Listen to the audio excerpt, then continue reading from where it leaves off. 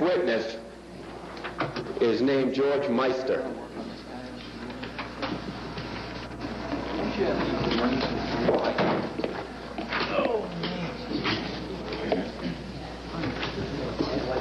Mr. Meister. How do you do, sir? Are you Mr. Meister? Will you be sworn in, please, by Mr. Goodell? His daughter was shot. Mr. Meister, I must ask you the same five standard questions I ask every witness. Are you appearing today and to testify under oath voluntarily? Have you been paid by anyone for your testimony other than the expenses to come to Clearwater? No, sir. Do you have a lawsuit against the Church of Scientology? No, sir. Does the Church of Scientology have a lawsuit against you? No, sir. Has anyone suggested to you that you should state anything but the truth, or has anyone suggested that you change your testimony for any reason? No, sir. Thank you.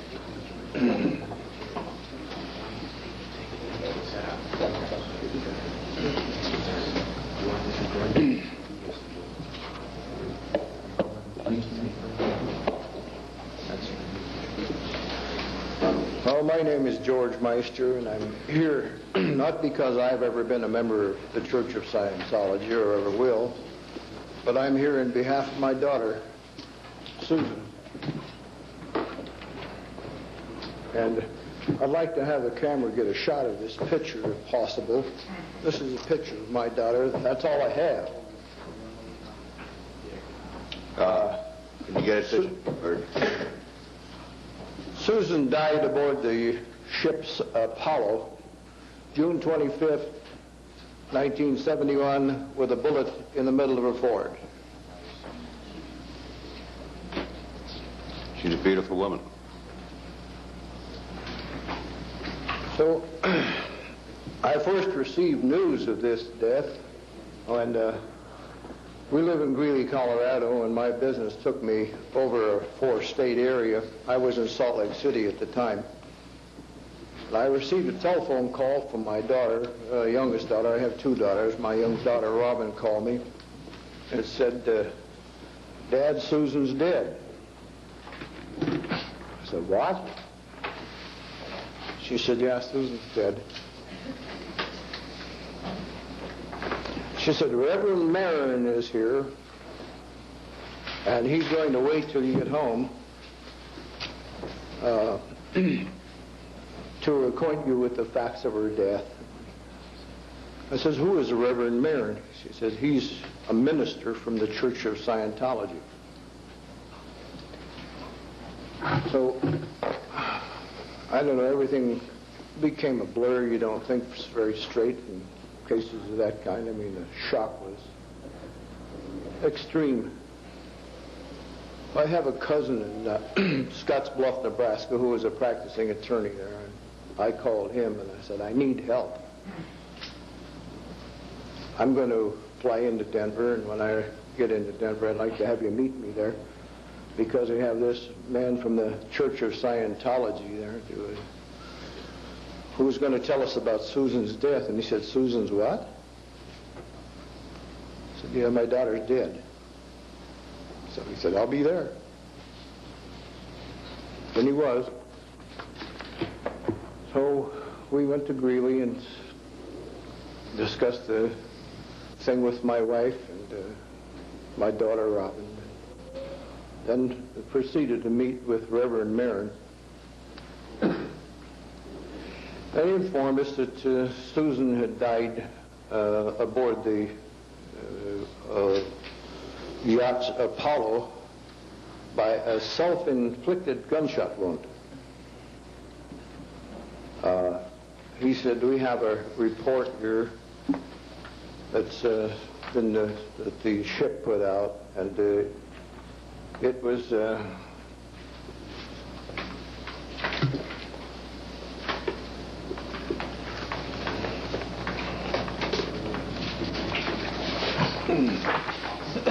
it was worded that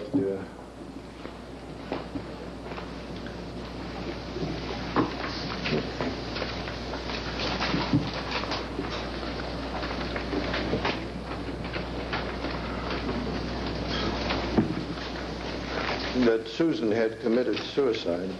You looking for the letter from the Yeah. No, I'm looking for that report they put out.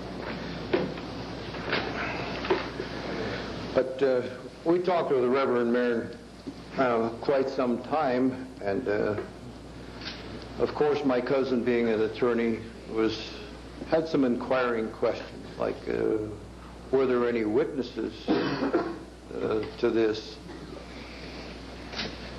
And he couldn't come up with any witnesses, anyone who had seen this happen. What were the circumstances? Well, Susan died aboard the ship in the harbor of Safi in Morocco, North Africa. So the fact sheet that they put out that he gave me said Miss Susan Meister was found dead from a gunshot wound in her forehead approximately 7:35 p.m. on Friday, June 25th, 1971. The door was locked and admittance to the cabin was only gained after a key had been obtained from the berthing steward. She was lying fully clothed on a bunk in the cabin. There was no pulse. The police authorities were immediately notified and the body was taken ashore to the police mortuary for an autopsy as required in such circumstances. On the floor of the cabin, the police found a suicide note which they took as evidence. The captain had all persons restricted to the vessel except for senior officers assisting the police in their investigation until such time as the autopsy was completed and the police investigation completed. The gun used was a .22 caliber target revolver belonging to another person on board. Susan knew that he had such a gun as she had watched him clean, reassemble, and replace it in a drawer in his cabin. The gun was found clasped in her hand. On the day of her death, Susan was seen aboard by many people, particularly up till 2:30 p.m. She appeared to be quite happy and not in the least distressed or disturbed. As her job entailed the delivery of communications to all parts of the vessel, this explained why so many saw her in the time period mentioned. However, in the afternoon, she was found missing at her work as clerical assistant, and as a crew member looked for her and found her alone in the cabin, where she later committed suicide. This was 3 p.m., and he asked her to come back to work, which she did, as she was seen by her senior at 4 p.m. However, she didn't make her usual communication deliveries at 5 p.m., nor did she appear for dinner at 6 p.m. Susan arrived on board February the 19th, 1971, and although the police took the suicide note as evidence, one of the ship's officers was asked to read it to them. He stated that in the note, Susan mentioned that she wanted her possessions to be sent to her parents, especially her books, and she was sorry for any mess caused anyone. Well, basically, this is what happened. And as soon as possible, taking the time that it took to get passports and so forth, I made up my mind that I was going to Morocco to find out what happened. Morocco wasn't a new place to me. I landed there in 1942 with the U.S. Army. I was the combat engineers, and I knew what a hole that country was. But it was about 2 weeks later, maybe a little longer, that I was able to leave. And I stopped off in Washington, D.C., because I had a feeling that going over there to that country, and with what little I could learn about these people, that I wanted all the protection that I could get. I stopped at the office of Gordon Allett, who was the United States Senator from Colorado in Washington, D.C., and Gordon Allett was extremely helpful. Peter Dominic was also another one of our U.S. senators, and he was helpful. So between the two of them, they provided me with letters, and they provided me with the information that I'd need and who to see when I got to Morocco. After I left the States, went to Morocco, landing in Casablanca. It was real foggy there, I remember that. And coming in on the Pan Am's, one of those old Boeing 707s, We had to make 3 passes at the airport before we could finally find a hole through the fog and get down and find the field. Well, this was 3 o'clock in the morning. So as I went over to the terminal with the rest of the passengers, I was looking around for the vice consul that I was told was going to meet me. Instead of that, my name came over the loudspeaker in the airport. I went up to this desk, and here was a man and a woman standing there to meet me. The man's name was Peter Warren, and he introduced himself, and he introduced the woman as Joni from the ship Apollo. They were from the Church of Scientology. And they were to escort me. And I said, well, where is the vice consul? Where's this government official that I wanted to meet me? He said, well, he had a previous engagement, and he asked if we'd look after you. Okay. So it was some 20 miles into Casablanca. We went into the Mar Harbor Hotel, and I was given a room in this hotel. And it was an all-night flight from New York to Casablanca. And I was tired, so I went to sleep. And about 10 o'clock the next morning, I got a call from the vice consul. And he came over to the hotel room, and then we started going over the facts of Susan's death, that it was by gunshot wound and so forth. And he became alarmed. The man had some previous intelligence experience. And he said, I don't like this at all. And we were to go to Safi, which was about 100 miles south of the coast. So these people, the Scientologists, Warren and this Joni, were always there. I could never move without them being right by my side. So the following day, while the 4 of us took a car and drove to Safi. And I had a camera with me. I had some 35 rolls of film. And I thought, well, what I'd do, I'd like to photograph everything and get as much as I could on film. So we went drove down to Safi. And when we got there, Jack Galbraith was the vice consul's name, and he suggested we go to the local police department and see what we could find out about it. We went to the police department, and the man who was in charge of the police was very helpful. First thing he done was show me a photograph of Susan lying on the bunk with this hole in her head and blood running out the corners of her mouth. It wasn't a very pleasant sight.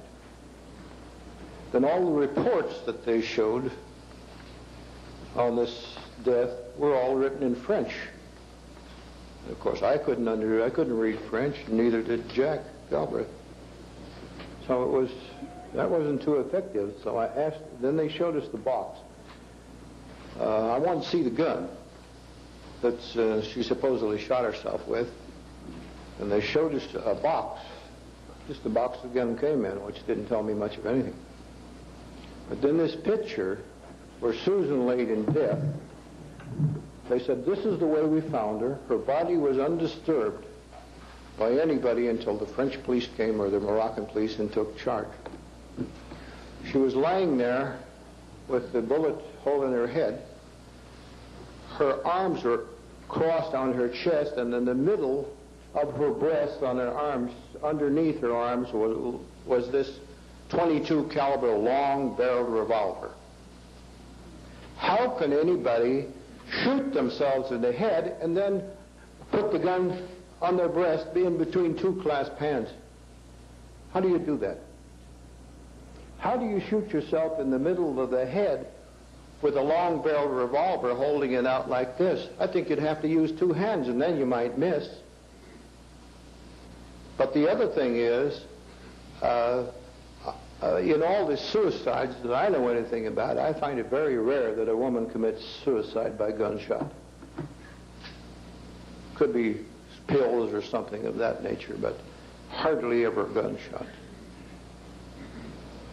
But then we went next to the so-called hospital where this autopsy was performed, and of course we ran into the same situation over there. I asked the police before I left for these reports. They said, no, can't have any. Well, what about the picture?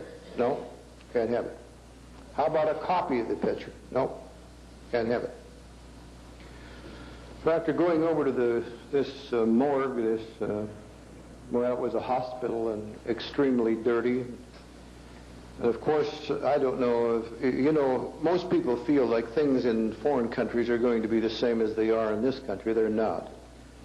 A place like Morocco it's a monarchy, and of course the king of Morocco, as it is today, he runs that country totally.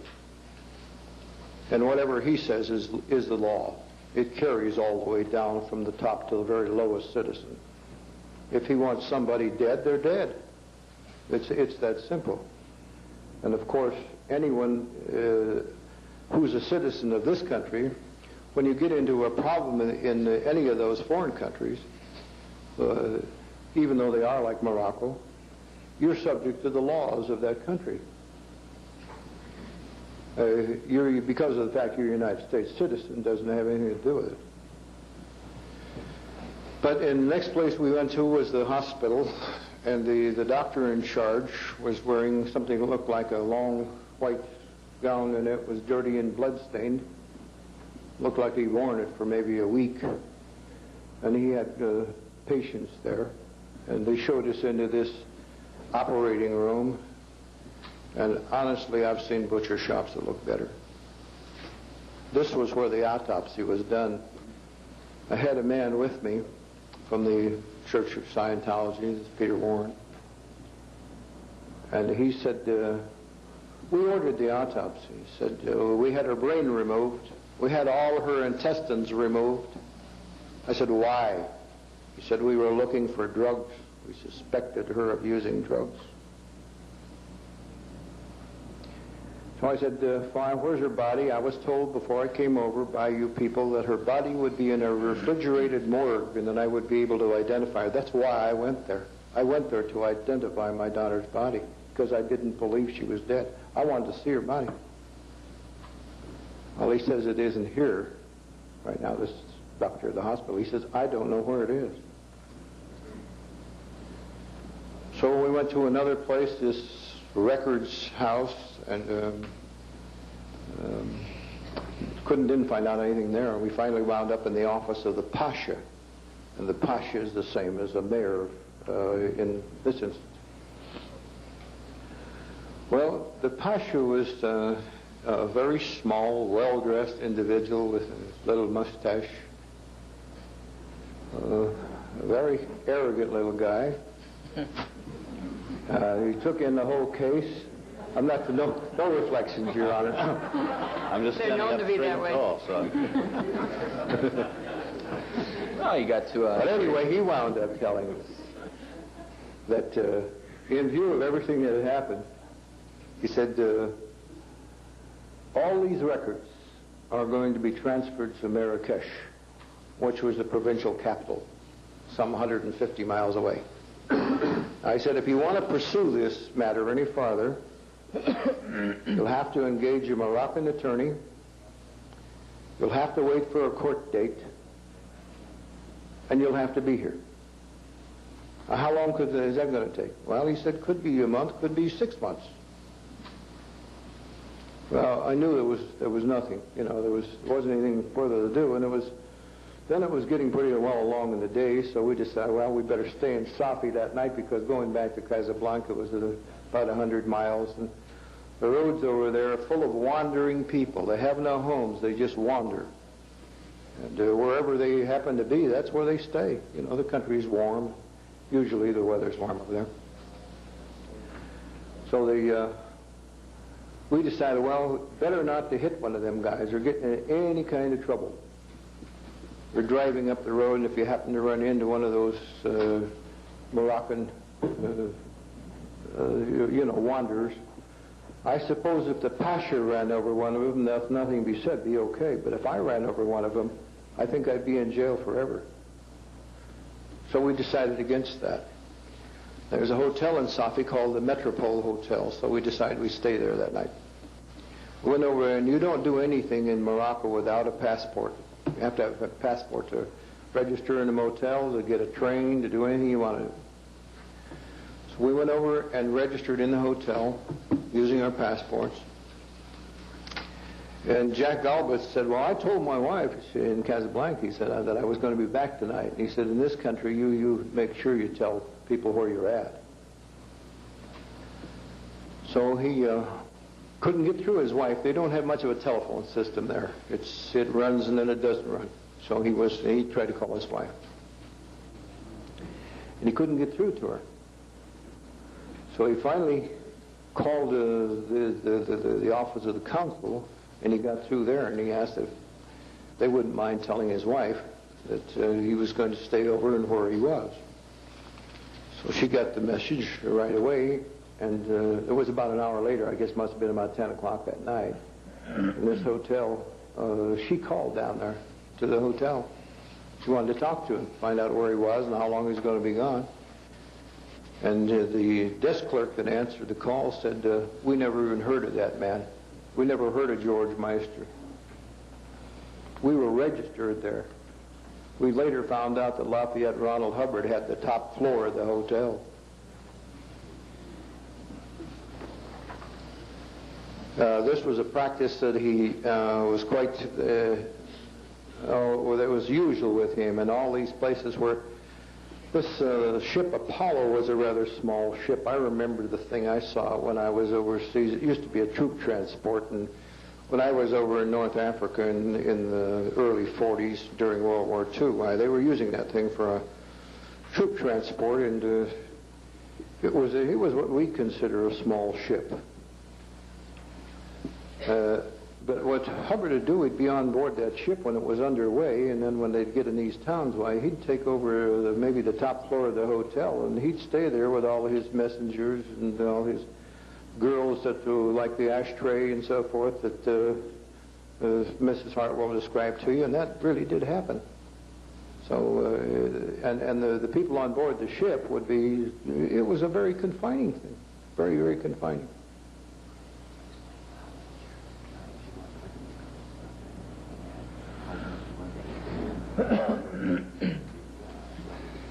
Okay.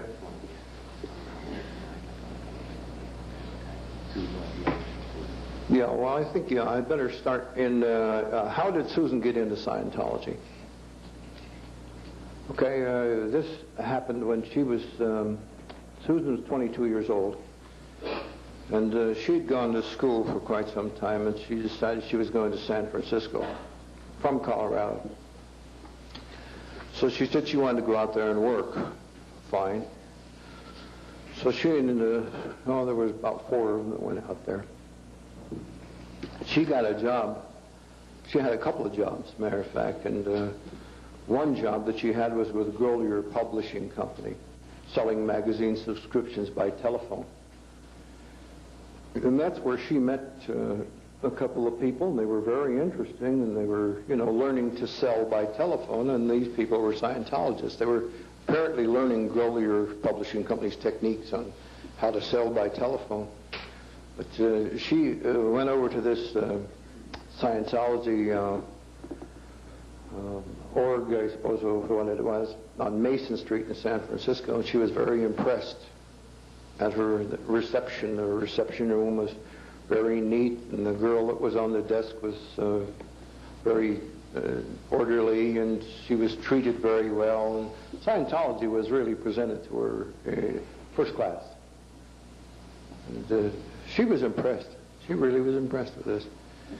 So she just kept going back, and then she she got this free personality test. She liked that. Then we got a letter from her and stating that she was in the Scientology, and that she thought it was something that was real good, and she was interested in it. So this was in the fall of 1970, and then she wanted to go to Los Angeles. She said, in order to pursue this further, in order to become more advanced in this thing, it's necessary that I go to Los Angeles. She came home for Christmas in 1970, and then she went back to San Francisco, and let's see, I think she left there in the latter part of January. She went to San Francisco, and that was the last time we ever saw her alive. But she went to San Francisco or to Los Angeles. Then we found out later that she went from Los Angeles. She didn't stay there very long, but she went from there to New York, to Lisbon, Portugal, and from Portugal she went to Casablanca, and that's where she caught the ship. I'd like to put a couple letters on the overhead projector, and for the record, the ship was in the Flagland base. And the Flagland base of the Church of Scientology now is Clearwater, Florida. It was flag base, not flag land. So then we would have to assume then that the same ship is running this ship here. With regard to the organizational policies that concern this commission and concern the Church of Scientology, which is one of the reasons for this testimony, is we will, after we create a factual record from a legal perspective, that will be arrived at. The policies that run the Church of Scientology, as I believe the evidence will eventually show, as it is beginning to show, are uniform throughout the world, and those policies are followed everywhere.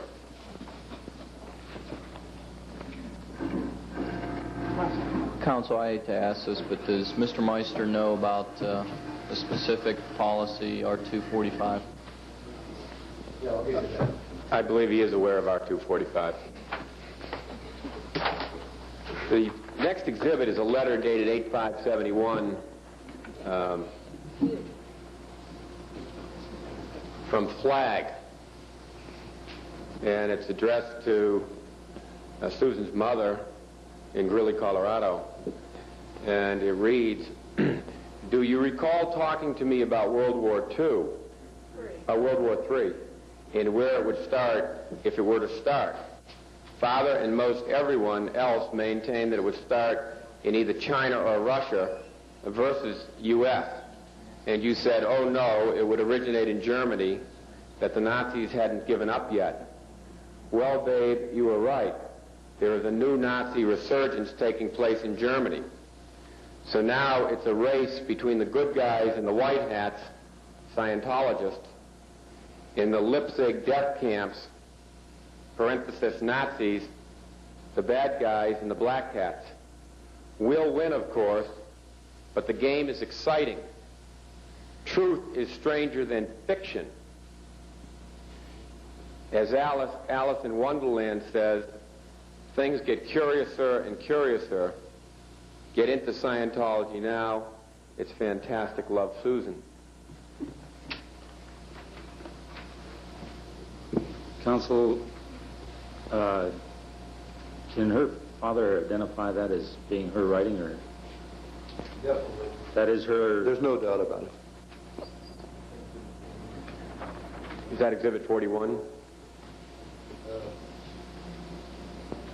I might add one thing, because Susan's penmanship, usually, she wrote that was her style of writing, but usually her lettering was spaced very well. You notice the letter here, the writing is big, it's small, it runs together, and this is an indication to me that something just wasn't right with her. And the next exhibit is a letter dated 12/8/71 from Flag.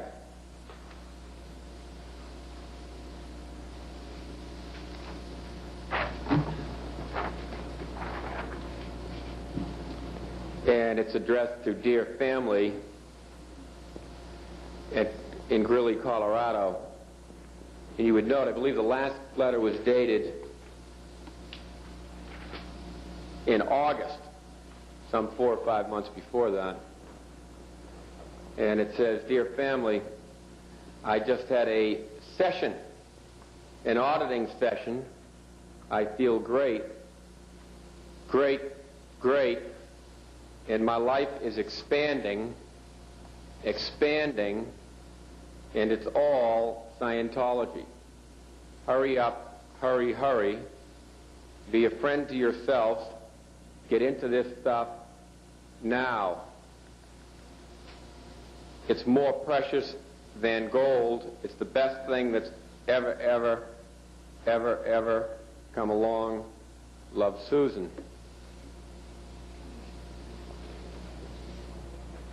She was found dead when? May June 25th, 71.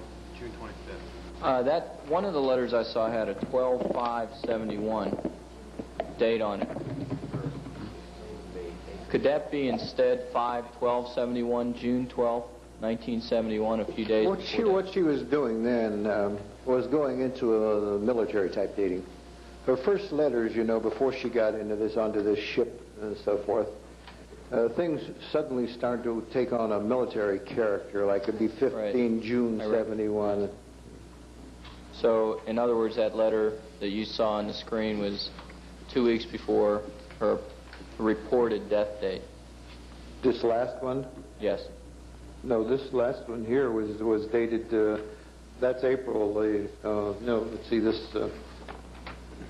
the one in which she's really not coherent, in my judgment here, was dated, that was May the 12th, 1971.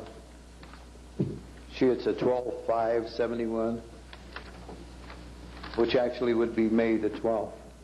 I think I made 12/8. Yeah, you did. Yeah. But everything starts to take on the military character. So then she comes, 3 days later.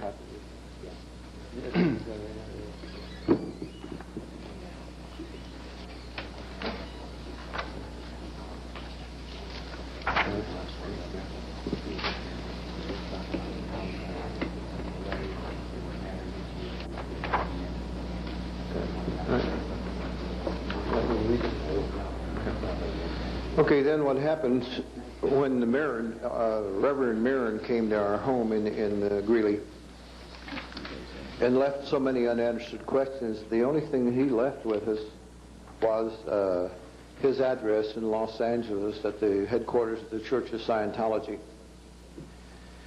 And in that, shortly after that, I received a letter signed by a Reverend Thomas from the Church of Scientology. And they were, he says here, "First may I express my sincere condolences for your bereavement in what must be a shocking and tragic loss. I had expressed to Arthur Marin my desire that my daughter's body would be returned to the United States. Under no condition would I allow my daughter to be buried on foreign soil, and especially in Morocco." So this being a real demand of mine, then I get this letter when he gets back. This dated 7th of July, 1971. "May I first express my deep and sincere condolences for your bereavement in what must be a shocking and tragic loss. For myself as well as the church, may I express the hope that the spirit of your daughter may yet find tranquility that it has so restlessly sought." The purpose of Reverend Marin's visit was an expression of the solicitude that any church might feel upon the loss of a parishioner. Reverend Marin acted as an emissary for the church, and at the request of Captain Starkey, was entrusted with easing the distress to you and your family on what might otherwise been a belated and perhaps abruptly impersonal notification by officialdom. As you requested to Reverend Marin for additional information, I fully understand your concern. Official details relative to the tragedy, I am sure, will be contained in the duly recorded testimonies supplied in the inquest, as well as the coroner's report and the death certificate, which I am informed is presently en route to you. These documents will undoubtedly contain the detailed information which you, as a relative of the deceased, should expect to receive regarding the circumstances of the death. I'm sure that you understand that the ship's company an independent Panamanian agency, is under no obligation to the Church of Scientology of California to provide information that it might deem goes beyond the scope of a reasonable inquiry by bereaved parents. In addition to the details Reverend Marin has already communicated to you, a precis of which is attached, further details as to the church activity and doctrine can be found in the literature book, in the Book of Ceremonies, which is included. They sent me a copy of the Book of Ceremonies. As to the shipment of the remains, the ship's captain has indicated that should you wish a local Christian burial with monument, such will be arranged in a Christian cemetery in Morocco at company expense. Now, if the remains are to be shipped to the United States, which I understand is your desire, the company regrettably is not in a position to bear the considerable costs involved. And please call me further should you have any need for the services of good office of the church. And this is signed by Reverend Robert Thomas. Did you ever get the body back? Yeah. Yes, I did, Your Honor, and how I did was going to Morocco, and after this battle over there, then is when the real war started. It was a tug-of-war between me and the Church of Scientology. Then several little harassing things started to happen, like letters coming,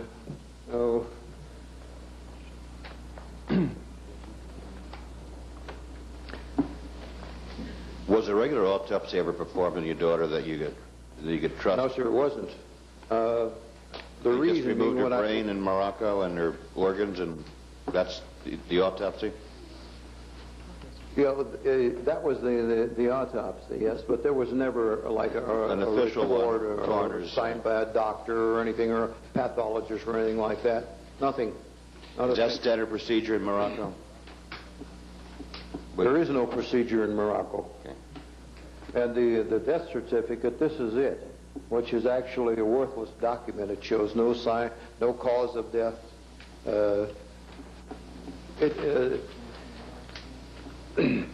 And what you have to do is just go on their word, and really what happened, the only thing that we could go by, any explanation came in the letters from the Church of Scientology. We never did receive anything from the Moroccan government. I was told again that if I intend to pursue it, I'd have to engage a Moroccan attorney and go to Marrakesh to get the facts, which nothing would happen. But anyway, what happened, this tug-of-war between me and the Church of Scientology and the Moroccan government and getting Susan's body back to Greeley, Colorado for the Christian burial that I thought it deserved. And then I didn't have any idea what happened to her body, but I later learned that she had been buried in a Moroccan cemetery in Casablanca in a burlap sack. I became so insistent on this that they finally dug up her body, and a local mortician in Casablanca, what they have to do, there's a procedure they have to do in shipping bodies out of Morocco and into the United States, and I think those procedures are more demanded by the United States government. They have to place the body in an airtight container. In this case, it was a tin container and it was soldered shut, and then they put it in a wooden coffin after that. And in that condition, it was transported to the United States. Okay, 10 days prior to this, and we knew that Susan's body was coming. Here comes a letter to the Weld County Health Department, Greeley, Colorado. Sirs, recently, this reporter has disclosed to him some rather alarming news. I once had to cover a story in a small town such as Greeley, which had rather primitive but nevertheless adequate health facilities. They choose to ignore a cholera warning from the World Health Organization, and believe me, the results are not pleasant. There has been a cholera epidemic in Morocco, and everyone leaving the country is required to have a cholera shot before leaving, and there's a public health campaign to get all citizens vaccinated. However, there is a shortage of vaccine. There have been a reported 200 to 300 deaths, and it's been brought to my attention that the daughter of one George Meister died in Morocco either by accident or from cholera, probably the latter. Meister either already has or is in the process of bringing back the body to Greeley. And an epidemiologist, I don't know how to pronounce the word. Epidemiologist. Okay, an epidemiologist that I have talked to concerning this said that this was pure insanity and that he knew of one exact such case that caused an outbreak of cholera. And I urge you to handle this health threat to all Greeley citizens. Everybody could be affected by this, and we cannot be complacent with such a danger. My informant believes the funeral home where the body is shipped is called Macy's in Greeley. Please act quickly, as lives could very well hang in the balance. I'm sending copies of this letter to most health officials in the entire state of Colorado. My attorney has advised me not to reveal my name due to possible legal hazards, but if necessary, I will do so to the press, for my children live here, and I have seen a cholera epidemic. Very sincerely, a citizen. Who was that letter sent to? Beg your pardon? Who was that letter sent to? Well, the county health department. The county health department. Was it also sent to the press? No, it wasn't. Local The woman who is in the county health department knew of Susan's death, and actually Susan had worked, this is in conjunction with Weld County General Hospital. And she had known Susan before Susan got involved in Scientology. And she knew of the fact that Susan's body was coming to Greeley, and she called me and said, here's a letter, she said, that makes me sick. Mr. Meister, what was the date on that letter? This letter is dated August the 19th, 1971. Where did it originate from? Nobody knows.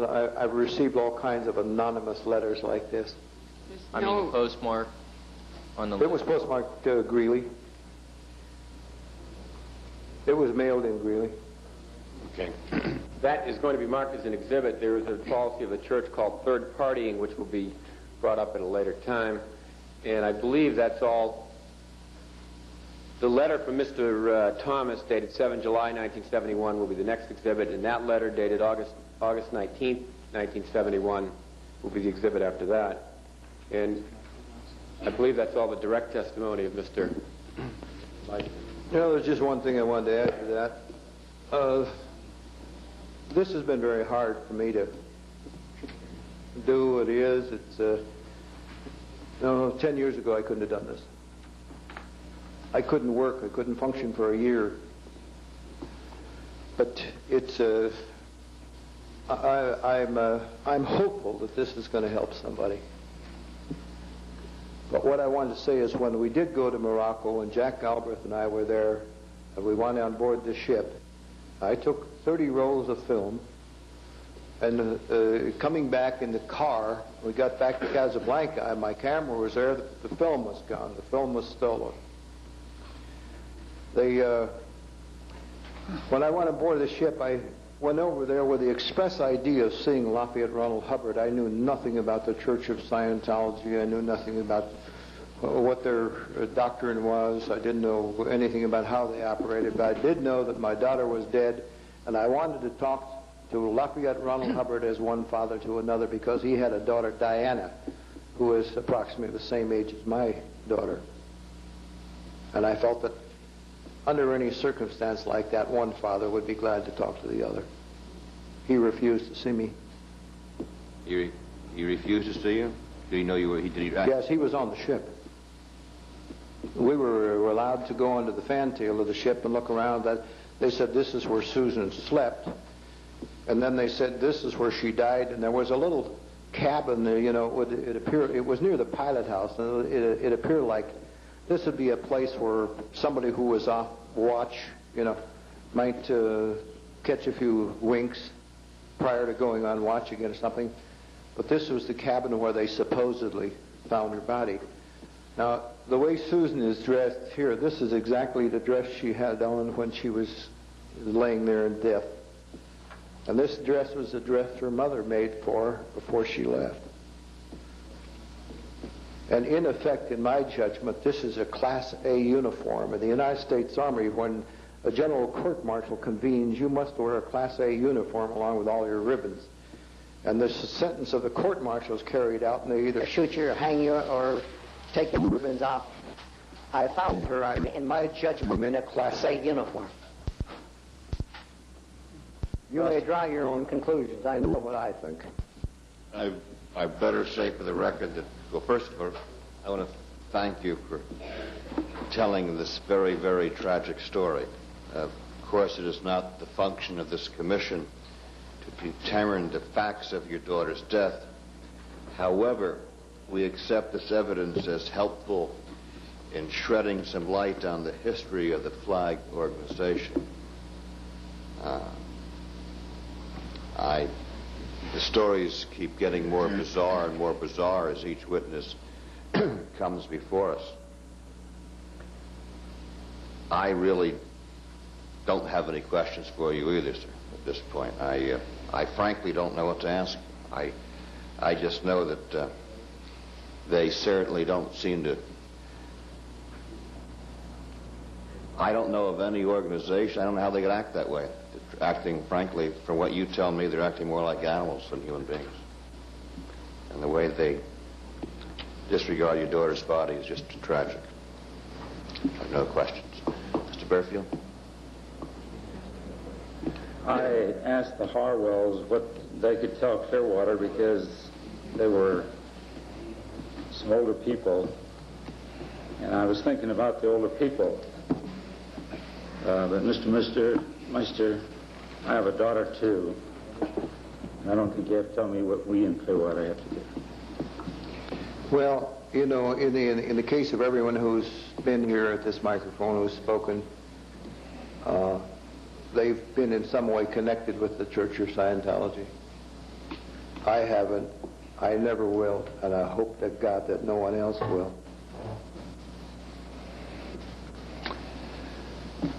Mrs. Garvey, I'm sorry, are you through, Mr. Burfield? Yes. Mrs. Garvey, do you have any questions?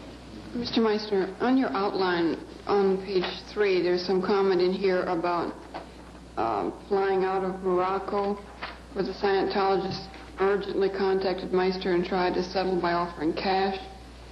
Number I, at the airport, he was approached by a large man who told Mr. Meister, "We are watching you." K, in the letter dated November 11th from Assistant Secretary of State, the Apollo's port captain threatened in the presence of the American Vice Consul from Casablanca, William Galbraith, that he had enough material, including illicit photographs of Miss Meister, to smear Meister. Would you want to comment on that section of that? Sure. What happened was on this, let's see, on the first part of this, my flight was scheduled to go back to New York from Casablanca on Sunday. Pan Am was only running one flight a week. And everything that we could do, I arrived there on Sunday, and everything that we could do had been done. I mean, in my judgment, from the experience we had in Safi, it was such total frustration. I was getting nowhere. Mm-hmm. And the longer I stayed in Morocco, the less comfortable I was. I was very uneasy. And I was, well, having been in Morocco before and knowing what went on, a human life doesn't mean anything in that part of the world. And I really didn't expect to come back when I went over there. So I was going down the elevator on this the Mar Harbor Hotel, and I happened to see a man there that looked American, and I spoke to him and asked him if he was from the States, and he said, "Yeah." I said, "I'm the manager of Pan Am." I said, "Good. Is there a flight?" This was Wednesday. I said, "Have you got a flight out of here?" He says, "No, we don't have anything until Sunday. It's going to New York." And I said, "No, but is any other airline going?" He said, "Yeah, Lufthansa's got a flight tomorrow morning that goes to Frankfurt, Germany." I said, "Can you get me on it?" And he said, "Sure." So I said, "That's fine." So after he went over to his office, and I went by a roundabout way and got over there because I was followed and watched all the time that I was there. Went over and had my ticket reworked for Frankfurt. And the following morning, about 7 o'clock in the morning, I was paying my bill, but the Scientologists told me they would take care of all my expenses. They met me there. They never took care of anything. My hotel bill was like $700 for 4 days. And I was told by the hotel that you have to pay. Well, I knew that they meant exactly what they said, or I'd have wound up in some Moroccan jail. So luckily they took an American Express card, and I paid the bill. But as I was getting ready to leave, Peter Warren, who was usually late at any kind of a function we had here, he came. And this man was very upset. He said, I have to talk to you. I said, okay, what do you want? I said, give you 5 minutes. I'm leaving. So he said, come over here. We went over to the far corner of the library. He says, we want to make a settlement with you. So what do you mean? He says, we want to make a cash settlement with you. He did mention a sum of money. And I thought to myself, if this was a suicide, if all these facts, why the settlement? Why is this necessary? So I told him, I said, you know the address of my cousin who's in Scottsbluff, Nebraska. He's my lawyer. You want to make any settlements, talk to him. Don't talk to me. So I left. And then when I got to the airport, we had to take cholera shots before we got out of Morocco. That was something that was going on at that time. And about the time I got through taking these cholera shots and I was getting ready to board this flight, this guy, he was a large man, very immaculately dressed in a blue pinstripe suit, carrying a briefcase. He set the briefcase down, he grabbed me, and he spun me around like a top. And he said, we're watching you. And he said, when you get back to the States, he said, I want you to know that. It scared the hell out of me. So I called Jack Galbraith. There was one of these phony paid telephones at the airport, and they took a slug about the size of a silver dollar. It was a brass token, and the thing worked, luckily, and I got a hold of him and told him what happened. He said they were trying to scare you. I said they did. So I jumped on the flight and left. Now, you mentioned another point. What was that? And then went on to the fact that the vice consul from Casablanca had enough, well, was threatened. Okay. The Apollo's port captain threatened in the presence of the American vice consul from Casablanca that he had enough material, including illicit photographs of Miss Meister, to swear Meister, or smear Meister. Yes, in one case I received an anonymous letter from somebody named, it was signed Jack Donahue, General Delivery, San Francisco, California, stating that Jerry Donahue says, I have been contacted by certain persons about the purchase of certain films of interest to you. I was offered $1,000. Perhaps you might like to purchase these at a slightly increased price. If so, please write me in care of General Delivery, San Francisco. Sincerely, Jerry Donahue. I turned these over to the United States Postal Inspector, and they set up an elaborate trap at the post office in San Francisco. And they done surveillance on this for like a month. Nobody ever picked up the bait. Was this before your daughter's death or after? After. Well, then the other thing was, in the Jack Galbraith's case, he was the vice consul. He was called by the Church of Scientology, the ship Apollo, to come down to Safi. They wanted to talk to him after I left. See, my sudden departure was, I was scheduled in their schedule to leave Sunday, but I thought I better get out of there fast. And I got out of there, and I was on that Lufthansa flight, and I was in Frankfurt, Germany, relaxing. Before they were aware that I was gone, I guess. But this letter, Jack went down there anyway. And when he went down there, they accused him of putting Coca-Cola in their engines to ruin them. And said that we can make things plenty hot for a nosy vice consul coming around here.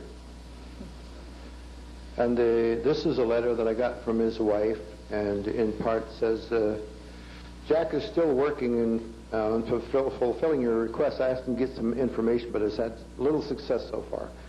The crew of the famous ship tried to make things very difficult for Jack with various government authorities, including the Senate and the White House. However, apparently there was no permanent damage done, except perhaps to the ship itself, which had to go to such drastic lengths to cover up something. But be careful.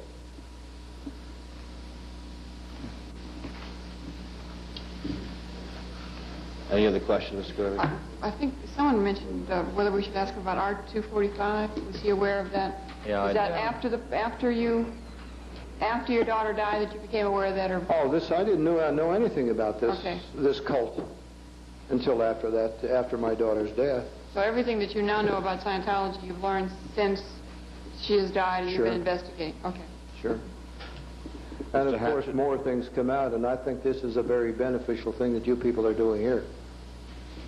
I have the feeling in my own mind that you're going to save some lives. Hope so. All along, we've felt that people have a right to know, and that's why we're holding these hearings. Mr. Well, that's the reason I dropped my business and came here. Thank you. We appreciate it.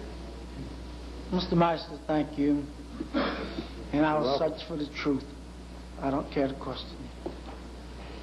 Well, any questions, I'm glad to answer. Mr. Meister, I had you had indicated that you've been having, or that you had a lot of trouble with the Church of Scientology. Those letters that you read, such as that anonymous letter to the health officials and so forth, have other things continued to happen to you? My telephone's been tapped. How do you know? It was tapped at the telephone company office. It was found then Yes. to be tapped. Yes. At the telephone company? Oh, yeah, they do that. They've infiltrated government offices. They went into Washington, D.C. They went into FBI offices. Oh, I'm well aware of that. Oh, yeah. Well, I mean, infiltrating the telephone company's child's play compared to that. I'm sorry I made an outburst, but I wasn't going to ask you a question. Yeah, they can do Clear that. in my mind, the telephone company in Greeley,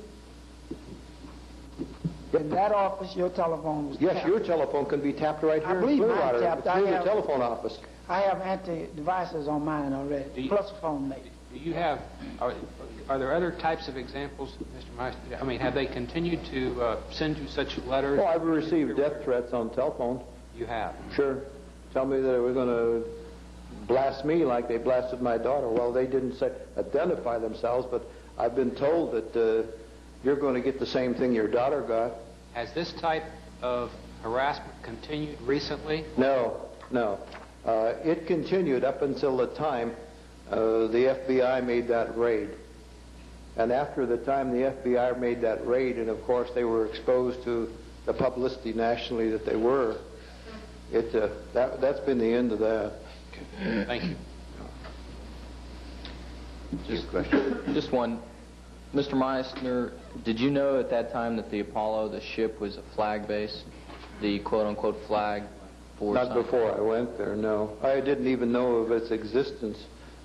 The reason we question you as the mayor put it so well previously is that now we have the flag here, and we are trying to discover whether or not the same policies that have existed throughout I don't know. are still here in Clearwater. I don't know, but I know from the way this thing was put together, it was quite ingenious. This ship was purchased in England. It was a war surplus item, and they put it to sea, but it was under Panamanian registry. It was making in foreign ports. Hubbard was the commodore on board, and of course legally, and under admiralty law, on the high seas and in foreign ports, he's the law. Did you verify by dental records or whatever that the body that... Yes, I did. It was an unpleasant experience. We opened this box, and myself and our family dentist confirmed that it was in fact Susan's body, because at that point in time I wasn't ready to accept anything. And yes, it is. My daughter is buried in that grave and in that casket. Consul in Morocco, or did they try to attain other especially the photo? I did. No, everything. It seemed to me like the Scientologists were in total control over there. Okay. Thank you. I'm I just appreciate it. curious, when you went to, Mr. Hubbard was on the ship, and you went to him as a father, speaking of their father, he wouldn't even talk to you? Refused to see me. Even after the tragedy and why you came that great distance, and he just, any reason why he wouldn't see you? He didn't give a reason. We sent one of his people to ask him because we knew he was aboard the ship. But the reply came back, no. I have no further questions. I thank you, sir. Mayor, I think that's all that I would put in today. I would just note for the record that there have been 2 documented suicides pertaining to the church to date in Church of Scientology, and if need be, we could put in the records pertaining to their deaths. Thank you. Mr. Flynn, we have probably one more day unless we extend these hearings, and we have about how many more witnesses do you have, or how much more time will you need? Can't do it on Sunday, that's Mother's Day. I have 7 more. What I'm going to attempt to do tonight is try to restrict their testimony to specific areas. There'll be a lot left out, but in view of the time constraints that we're suffering from, and a lot of the documents that we're going to go into evidence, I will just mark for the record and leave for your perusal. Some documents pertaining to the use of auditing information on a persistent basis by the Church of Scientology.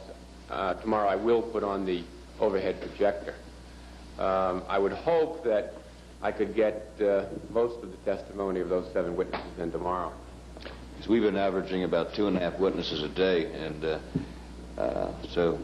Mayor and Commissioners, it might be that, depending on how it goes, obviously you want to terminate as quick as you could, but you might consider going a little longer tomorrow night Or shortening the lunch hour. if the need. Yeah. Well, or shortening the lunch We're already down to Run an out hour. all the lunch and let's take a short lunch hour. How about the pleasure of the commission? Is there a person, Mr. Flynn, here that would you like to hear another witness? It's about 5:30. We don't have a city commission meeting. We could get one more witness in, I think would come closer to the deadline. No, I would rather meet... Vision cable's running out of time? I would rather have running out of tape. time. Vision is running out of tape. I would rather meet, take a extra shorter tomorrow. lunch hour and possibly work longer tomorrow night if we have to. Or extended. Do you have any, well, that's another option, we can't extend. Do you have any indication, Mr. Flynn, that we will have a meeting Monday with the Scientologists? I have no idea. I haven't heard anything from them. As I said in my opening, I would hope that they would respond, and I hope that this commission would have the opportunity to question them. But at this point, I your don't know. office or mine has no indication that the Scientologists will respond by Monday. I'd just like to throw this out. There is one person that I've seen his name throughout these testimonies. Does anyone know the witnesses or counsel, perhaps, if Mr. Artie Marin is still a member of the organization? Or still locally based? I would, that is one person. I see his name continually through the testimony, and I think that would be one person that I feel the Church of Scientology would want to have come before us, and I would gladly like to see Mr. Marin testify here. Since Mr. Marin was in the Guardian's Office Public Relations Division at a very high level, I think that would be a very appropriate suggestion. If you're out there, we'd like to talk to you Monday. Meeting is adjourned.